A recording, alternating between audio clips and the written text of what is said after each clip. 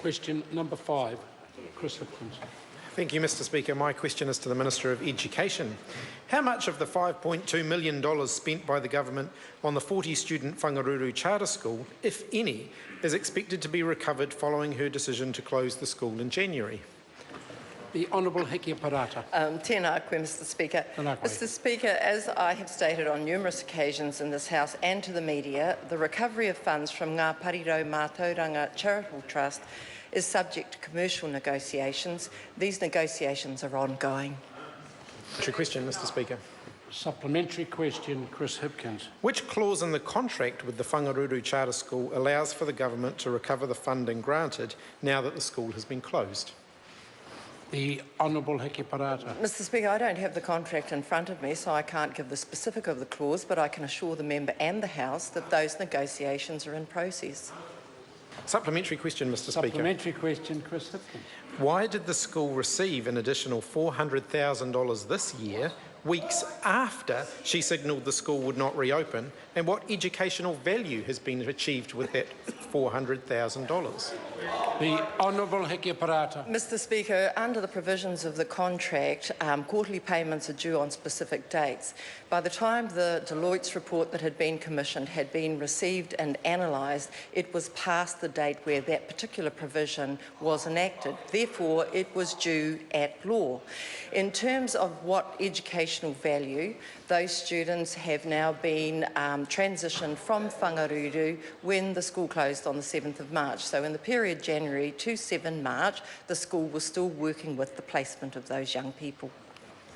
Mr Speaker. Supplementary question, Chris Hipkins. Is she seriously telling the taxpayers of New Zealand that they had to pay $400,000 to a school that had been closed, that no longer had any students, because the government, in their wisdom, entered into a contract that required them to pay that?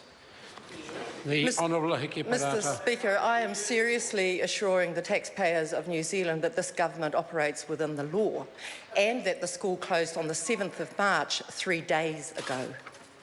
Supplementary question, Mr Speaker. Supplementary question, Chris Hipkins. Why did she approve the opening of the Whangaruru Charter School given ERO's readiness review raised serious concerns and the Ministry of Education provided her with advice that highlighted reservations with 58% of their application, with 32% of those being categorised as serious or unacceptable?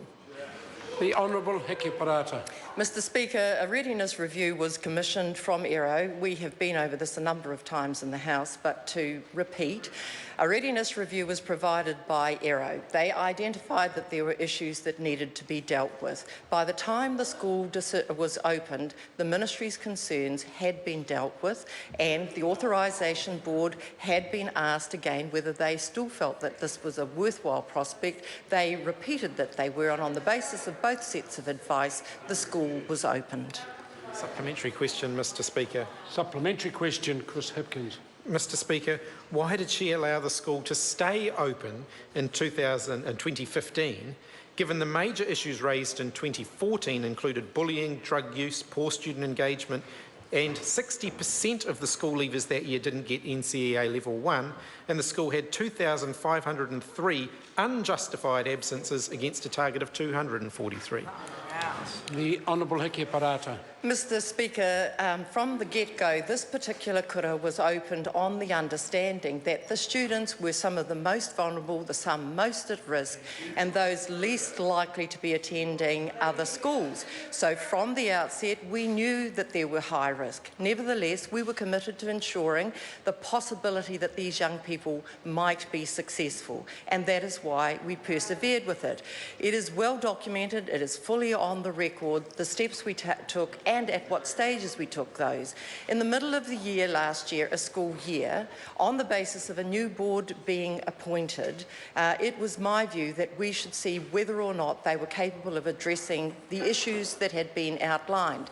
As it turns out, they were able to address 2 of the 3 issues, financial viability and governance, but I was not satisfied that they would be able to recover on the educational front, and that is why the final decision was made to close the school. Supplementary question, Mr Speaker. Supplementary question, Chris Hipkins. Mr Speaker, does she now accept that she made the wrong decision to approve the Whangaruru Charter School, given she was given advice not to approve its opening? Major problems emerged during its operation and it took her 2 years to close it down. The Honourable Hiki Parata. Mr Speaker, no, I do not, because when the school opened with 70 kids and a very compelling educational vision, and in the context that they were significantly at risk, and given this government's commitment to try every possibility to deliver some potential of educational success, then yes, we did make that effort. It turned out not to be successful in this one particular regard. The other 8 are still functioning. Oh, grow up, David.